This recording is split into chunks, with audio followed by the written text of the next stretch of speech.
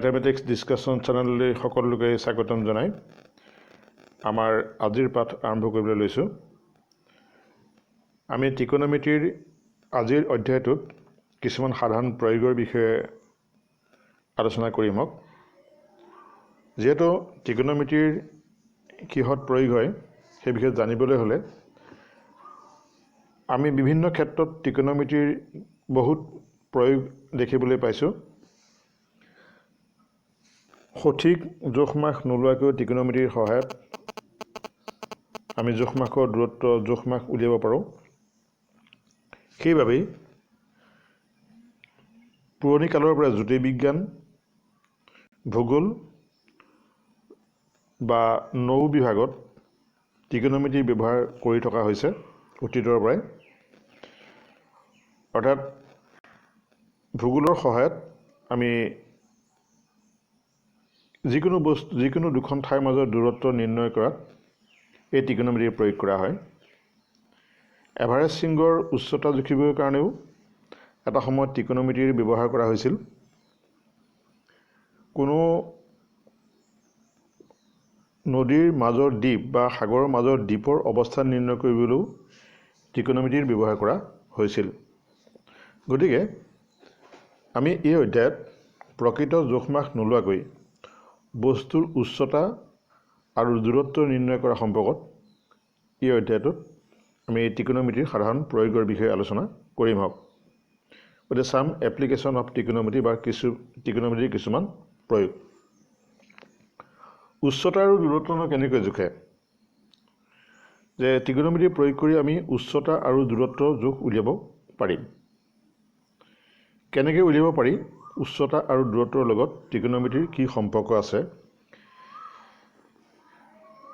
সেই বিষয়ে আমি যদি চাওঁ তেতিয়া দেখিম যে ইয়াত এটা টাৱাৰ বা কুটুব মিনাৰ তোমালোকক দেখুওৱা হৈছে, কুটুব মিনাৰ নিচিনা। কুটুব মিনাৰটোত যদি কোনো লোকে নিৰীক্ষণ কৰে, এইটো চকুৰ পৰা যদি নিৰীক্ষণ কৰে কুটুব মিনাৰৰ শীৰ্ষলৈ, তেতিয়া আমাৰ চকুৰ দৃষ্টিশক্তি আৰু কুটুব মিনাৰৰ শীৰ্ষৰ মাজত এটা কোণ উৎপন্ন হয়। যেতিয়া আমি তলৰ পৰা ওপৰলৈ চাইছোঁ তেতিয়া শীৰ্ষৰ লগত আমাৰ চকুৰ মাজত এটা কোণ উৎপন্ন হয় আৰু সেই কোণটোক কোৱা হয় উঠন কোণ। আনহাতে মানুহজনৰ চকুৰ কথাহে আমি বিবেচনা কৰিম। এতিয়া কুটুব মিনাৰ নহয়, আমি যদি এ বিডাল হ'ল চকুৰ অৱস্থান, চি হ'ল এটা কোনো লক্ষ্য বস্তুৰ শীৰ্ষ, তেতিয়াহ'লে চকুৰ অৱস্থানৰ পৰা যিডাল শীৰ্ষলৈ নিৰীক্ষণ ৰেখা হ'ব, এই নিৰীক্ষণ ৰেখা আৰু অনুভূমিক যিডাল ৰেখা, সেই ৰেখা দুডালৰ মাজৰ কোণটোক কোৱা হ'ব উঠন কোণ। সেইকেইটাক আমি উঠন কোণ বুলি ক'ব পাৰিম। এনেকুৱা ধৰণৰ আৰু কোণ আছে যে সদায় আমি যদি চাওঁ এজন মানুহ ভূপৃষ্ঠত থিয় হৈ আছে, ভূপৃষ্ঠ এয়া মাটিত থিয় হৈ আছে। থিয় হৈ থকাৰ ভিতৰত তেওঁ চকুৰ পৰাহে উঠন কোণটোৰ কোনো এখন চিলা যেমান লক্ষ্য কৰিছে। তেওঁ চকুৰ অনুভূমিক সমতা হ'ব এটা বেলেগ আৰু ভূমিৰ সমতা হ'ব এটা বেলেগ। কিন্তু আমি উঠন কোণ জুখিম চকুৰ দৃষ্টিশক্তিৰ লগত। চকুৰ দৃষ্টিশক্তি অৰ্থাৎ অধিক অনুভূমিক ক্ষমতা হ'ব আৰু চকুৰে চোৱা সেই বস্তুটোৰ যিটো নিৰীক্ষণ ৰেখা, সেই দুটাৰ মাজৰ কোণটোক আমি উঠন কোণ বুলি ক'ম। আমিতো সদায় ওপৰলৈ নাচাওঁ, কেতিয়াবা তললৈও চাবলগীয়া হয়। এজনী ছোৱালীয়ে যেতিয়া বিল্ডিঙৰ ওপৰত উঠি তলৰ বস্তুলৈ চাব, তেনে ক্ষেত্ৰত অনুভূমিক ক্ষমতা হ'ব চকুৰ পোনে পোনে থকা যিডাল ৰেখা, অৰ্থাৎ ইমান দূৰ ওখত তেওঁ অনুভূমিক ক্ষমতা উৎপন্ন হ'ব। আৰু যদি তলৰ বস্তুলৈ চায় তেতিয়া নিৰীক্ষণ ৰেখা তলৰ ফালে গতি কৰিব। তেনে ক্ষেত্ৰত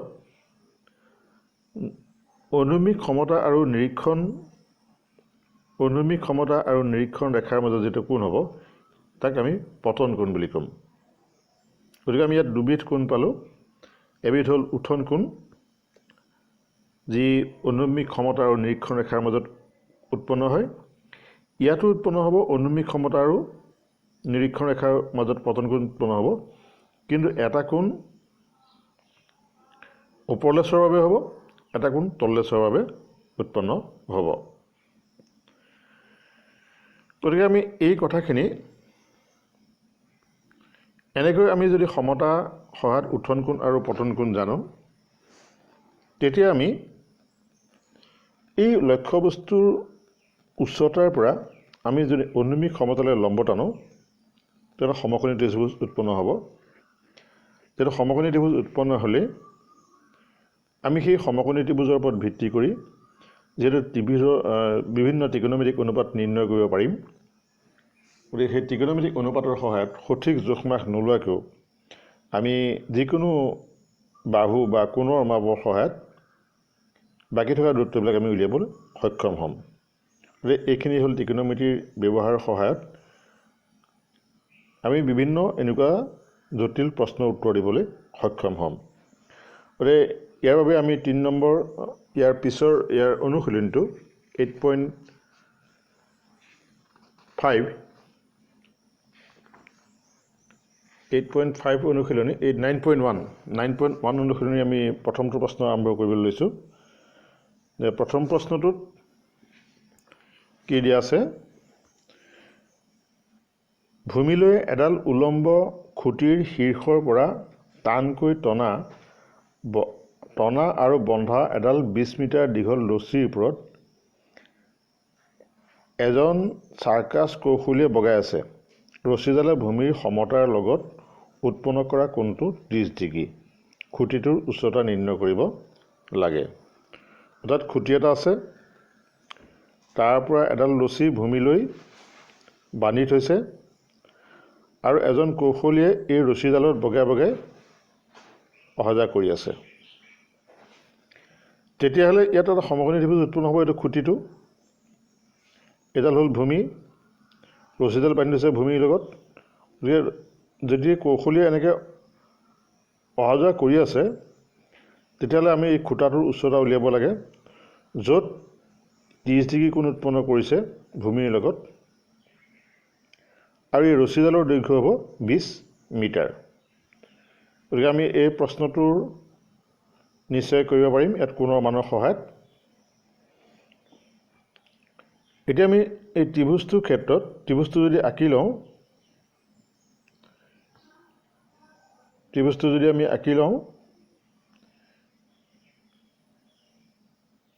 আমি এটা ত্ৰিভুজ আঁকি ল'লোঁ।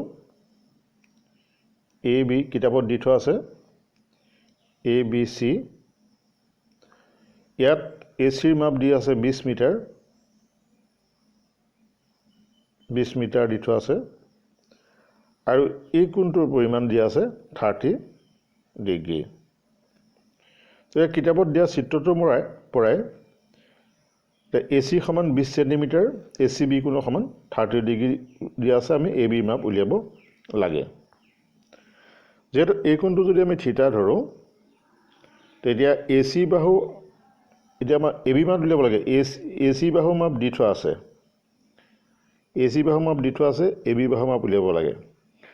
AC আৰু ABৰ লগত যিটো সম্পৰ্কিত অনুপাত আছে, সেই অনুপাতটো হ'ব চাইন। গতিকে আমি সেই চাইনৰ অনুপাতটোকে লৈছোঁ। AB বাই AC সমান চাইন 30 ডিগ্ৰী। এতিয়া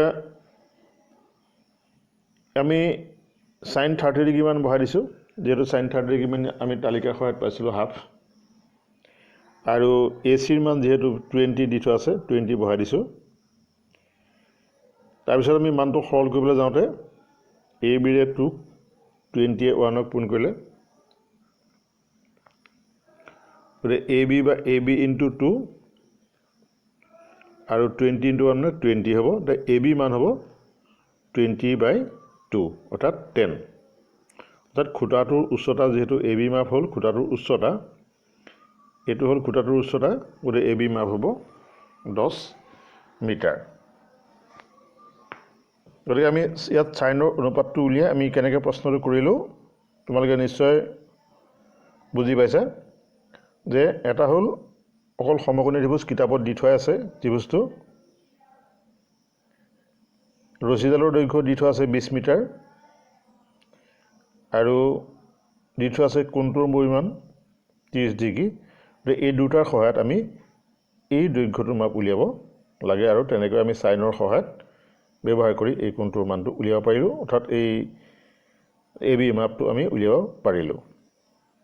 ইয়াৰ পিছত আমি 2 নম্বৰ প্ৰশ্নটোলৈ গৈছোঁ। 2 নম্বৰ প্ৰশ্নত ধুমুহাৰ ফলত এজোপা গছ ভাঙে আৰু ভঙা অংশটো ভাঁজ খাই গছজোপাৰ মূৰটোৱে ভূমিক স্পৰ্শ কৰি তাৰ লগত 30 ডিগ্ৰী কোণ উৎপন্ন কৰে। গছজোপাৰ পাদবিন্দু আৰু ভূমিক স্পৰ্শ কৰা মূৰটোৰ বিন্দুৰ মাজত 8 মিটাৰ দূৰত্ব 8 মিটাৰ হ'লে গছজোপাৰ উচ্চতা নিৰ্ণয় কৰিব লাগে। তাত গছ এজোপা আছিলে, গছজোপা থকাৰ পিছত গছজোপা দীঘল আছিলে, গছজোপা আধাতে ভাগি পৰিলে, এইখিনিলৈকে এইজোপা গছ আছিলে, এই গছজোপা এই ওপৰ অংশটো ভাগি গ'ল, ভাগি পেলাই সেই অংশটো মাটিলৈ এনেকৈ পৰি গ'ল। গতিকে এইটো মাটিত পৰি যোৱাৰ ফলত যিটো কোণ উৎপন্ন কৰিলে সেই কোণটোক দিয়া আছে 30 ডিগ্ৰী, তাত এই কোণটোৰ পৰিমাণ 30 ডিগ্ৰী কোণ উৎপন্ন কৰিলে। এতিয়া আমি গছজোপাৰ মূল উচ্চতাটো আচলতে কিমান আছিলে, মুঠ উচ্চতাটো কিমান আছিলে, অৰ্থাৎ গোটেই তলৰ পৰা ওপৰলৈকে দূৰত্বটো কিমান আছিলে আমি উলিয়াব লাগে। যিহেতু ভগা অংশটোৰ দূৰত্ব আমি উলিয়াব লাগিব আৰু এই অংশটো মাপ উলিয়াব লাগিব। এইটো অংশৰ মাপ আৰু ভগা অংশৰ মাপ দুয়োটা যোগ কৰিলে আমি মূল গছডালৰ উচ্চতা পাম।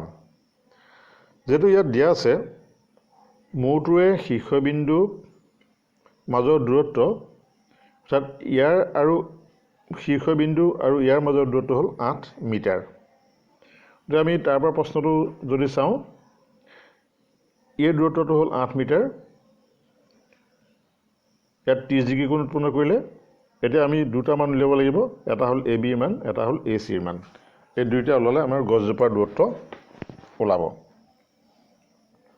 গতিকে এইটো সমকোণী ত্ৰিভুজ যিহেতু উৎপন্ন হ'ল, আমি ধৰি ল'লোঁ এ চি হ'ল গছজোপাৰ ভগা অংশ, বি চিৰ মান দিয়া আছে 8 মিটাৰ, এ চি বিৰ মাপ দিয়া আছে 30 ডিগ্ৰী। গতিকে আমি বি ডি অৰ্থাৎ এই গছজোপাৰ যিটো ডি অংশ, সেই ডি অংশটোলৈ আমি মানটো উলিয়াব লাগে, যিটোলৈকে মূল গছজোপা অংশ, সেইটো হ'ল ডি অংশ। গতিকে এ বি চি সমকোণী ত্ৰিভুজত B C by A C আমি যিহেতু জানো সমান কছ থিটা, গতিকে আমি তাৰ মানটোত বি চি বাই এ চিত যিহেতু আমি এ চিৰ মান জানো, গতিকে এ চিৰ মান বহাই দিলোঁ। এ চিৰ মান 8 আৰু বি চিৰ মান 8, এ চিৰ মান আমি নাজানো, আৰু কছ 30 ডিগ্ৰীৰ মান হ'ল √3/2। এতিয়া আমি সৰল কৰিলোঁ 2 × 8 এ চি × √3, 2 × 8 সমান 16 হ'ব। গতিকে এ চিৰ মান হ'ব 16/√3। এইটোক আৰু অকণমান সৰল কৰিব লাগে, কিন্তু আমি পিছত সৰল কৰি চাই লওঁ, যদি কৰিব লগা হয় কৰিম। এতিয়া আকৌ বি চিৰ মান, যিহেতু আমি এ বিৰ মান এতিয়া নাজানো, এ বিৰ মানটো উলিয়াব লাগে। এটা মান পালোঁ আমি এ চিৰ মান পালোঁ, গছজোপাৰ উচ্চতা যিবোৰ আমি এ বি আৰু এ চি জানিব লাগিব। এতিয়া আমি এ বিৰ মান উলিয়াবলৈ যত্ন কৰোঁ। যিহেতু এ বিৰ লগত সম্পৰ্কিত আৰু বি চি জনা, বি চি থকা আৰু এ বিৰ লগত সম্পৰ্কিত এটা আমি অনুপাত লিখিলোঁ, সেইটো হ'ল 30 ডিগ্ৰী। যিহেতু বি চিও থাকিব আৰু এ বিও থাকিব গতিকে যেহেতু বি চিৰ মান দি থোৱা আছে এ বিৰ মান উলিয়াব লাগে গতিকে বি চি বাই আমি এ বি পাতিলোঁ সমান tan 30 ডিগ্ৰী এই অনুপাতটো তোমালোকে নিশ্চয় মনত আছে B C by A B by B C অৰ্থাৎ লম্ব বা সন্মুখৰ বাহু হৰণ কোণৰ সংলগ্ন বাহু কোণৰ সন্মুখৰ বাহু আৰু কোণৰ সংলগ্ন বাহু গতিকে আমি ইয়াৰ পৰা মানকেইটা যদি বহাই দিওঁ tan 30 ডিগ্ৰী মান হ'ব 1/√3 এ বি মান আমি নাজানো বি চি মান যেহেতু দিয়া আছে 8 দিয়া আছে গতিকে ইয়াৰ পৰা আমি সৰল কৰোঁ এ বি ইনটু √3 8 into 1 গতিকে এ বি মান উলিয়ালে 8ক √3 ৰে হৰণ কৰিব লাগিব গতিকে ইয়াত এ বি মান হ'ব 8/√3 গতিকে গছজোপাৰ উচ্চতা হ'ব A B plus A D অৰ্থাৎ এ ডি মানে গছজোপাৰ শীৰ্ষটো গতিকে এ বি প্লাছ যেহেতু এ ডিটো এ চিৰ সমান আমি ধৰি লৈছোঁ দেখিছোঁ গতিকে আমি আগতে উলিওৱা দুইটা দূৰত্ব যোগ দি দিলোঁ সেইটো হ'ব সিমান মিটাৰ হ'ব গছজোপাৰ উচ্চতাৰ মাপ এইটো ইমান মিটাৰ হ'ব গতিকে এ বিৰ মাপ হ'ব 8/√3 মিটাৰ আৰু এ চিৰ মাপ হ'ব 16/3 মিটাৰ গতিকে বি ডিৰ মাপ হ'ব 24/3 মিটাৰ গতিকে আমি উত্তৰটো ইয়াৰ এনেকৈ কৰিব পাৰিম 2 নম্বৰ প্ৰশ্নটো 3 নম্বৰ প্ৰশ্নটোত আমি যদি চাওঁ প্ৰশ্নটোত কি দিয়া আছে বহুত দীঘলকৈ লিখা আছে যদিও দীঘলকৈ লিখা আছে ভয় খাব নালাগে মূল কথা কম এজনী ঠিকা কাম কৰা ছোৱালীয়ে ল'ৰা ছোৱালীৰ বাবে খেলিবলৈ এখন বাগিচাৰ বাবে স্লাইড স্থাপন কৰাৰ আঁচনি লয় 5 বছৰ তলৰ ল'ৰা ছোৱালীৰ বাবে শীৰ্ষ 1.5 মিটাৰ আৰু ভূমিৰ লগত 30 ডিগ্ৰী কোণকৈ হালি থকা এখন স্লাইড পচন্দ কৰে আনহাতে ডাঙৰ ল'ৰা ছোৱালীৰ বাবে তাই 3 মিটাৰ উচ্চতাত থকা আৰু ভূমিৰ লগত 60 ডিগ্ৰী কোণকৈ সাজি থকা এখন আঁগুৰীয়া স্লাইড বিচাৰে প্ৰতিটো ক্ষেত্ৰত স্লাইডৰ দৈৰ্ঘ্য কিমান হোৱা উচিত তাৰ বাবে দুখন স্লাইড যেহেতু লাগিব সৰু সৰু ল'ৰা ছোৱালীৰ কাৰণে এখন ডাঙৰ ল'ৰা ছোৱালীৰ কাৰণে এখনত 30 ডিগ্ৰী কোণ কৰে আৰু এখনত 60 ডিগ্ৰী কোণ কৰে এখনৰ উচ্চতা 1.5 মিটাৰ আৰু আনখনৰ উচ্চতা হ'ল 3 মিটাৰ গতিকে এইখনত হ'ল 1.5 এইখনত হ'ল 3 মিটাৰ ইয়াত 30 ডিগ্ৰী কোণ কৰে ইয়াত 60 ডিগ্ৰী কোণ কৰে গতিকে দুয়োটা ক্ষেত্ৰতে আমি মানটো উলিয়াব লাগে যে ইয়াত এ চিৰ মান উলিয়াব লাগে আৰু ইয়াত পি কিউ মাপ উলিয়াব লাগে আগৰ গোটেই আমি এই দূৰত্বৰ সূত্ৰ ব্যৱহাৰ কৰি অৰ্থাৎ ত্ৰিকোণমিতিক কোণৰ অনুপাত উলিয়াই তাৰ সহায়ত আমি মানটো উলিয়াব পাৰিম ইয়াত যেহেতু দিয়া আছে এ বি মাপ 1.5 সেন্টিমিটাৰ বি চি সমান 30 ডিগ্ৰী দিয়া আছে গতিকে এ বি বাই এ চি আমি পাম সাইন থিটা গতিকে সাইন 30 ডিগ্ৰী ইয়াৰ মানটো বহাই দিলোঁ যেহেতু এ বি মান 1.5 দিয়া আছে আৰু সাইন 30 মান হাফ গতিকে আমি তাৰ পৰা এ চি মান উলিয়ালোঁ 2 into 1.5 এ চি into 1 মানে 3 মিটাৰ হ'ব গতিকে এ চি মাপ হ'ব 3 মিটাৰ গতিকে আমি প্ৰথম শ্লাইডখন যিটো সৰু সৰু ল'ৰা ছোৱালীৰ কাৰণে বনাইছিলে সেই শ্লাইডখনৰ দৈৰ্ঘ্য আমি উলিয়াই পাইলোঁ 3 মিটাৰ দ্বিতীয়খন শ্লাইডৰ ক্ষেত্ৰত এ চিৰ মাপ দিয়া আছে দ্বিতীয়খন শ্লাইডৰ ক্ষেত্ৰত দিয়া আছে পি কিউ মাপ ইয়াৰ মাপ দিয়া আছে 3 মিটাৰ ওখ বুলি দিয়া আছে আৰু পি কিউ আৰু কোণৰ মাপ দিয়া আছে 60 ডিগ্ৰী এই কোণটোৰ মাপ 60 ডিগ্ৰী হ'ব এতিয়াও সেই আগৰ দৰে আমি যদি একেগিটা বাহু মাপ দিয়া আছে আৰু একেখিনি উলিয়াব লাগে তেতিয়াহ'লে আমি সাইনৰ সূত্ৰ বহাওঁ PQ/PR সমান sin 60 ডিগ্ৰী যেহেতু PQ মান দিয়া আছে PR মান উলিয়াব লাগে সেইকাৰণে আমি সেই অনুপাতটো লৈছোঁ এতিয়া মানবিলাক বহাই দিছোঁ যেহেতু PQ মান দি থোৱা আছে 3 গতিকে আমি 3 বহাই দিলোঁ আৰু sin 60 মান যেহেতু √3/2 গতিকে তাৰ পৰা সৰল কৰি আমি মানটো উলিয়ালোঁ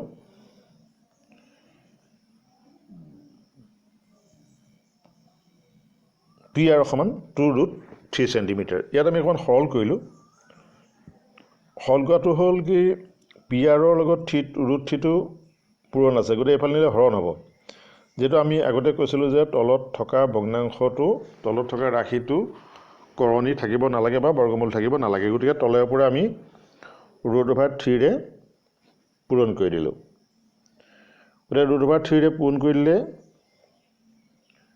আমি দেখিলোঁ ওপৰটো √3ৰে পূৰণ কৰিলোঁ তলটো √3ৰে পূৰণ কৰিলোঁ তেতিয়া আমি দেখিলোঁ 2√3 হ'ব PR মান √3 অৰ্থাৎ √3 কটাকটি যাব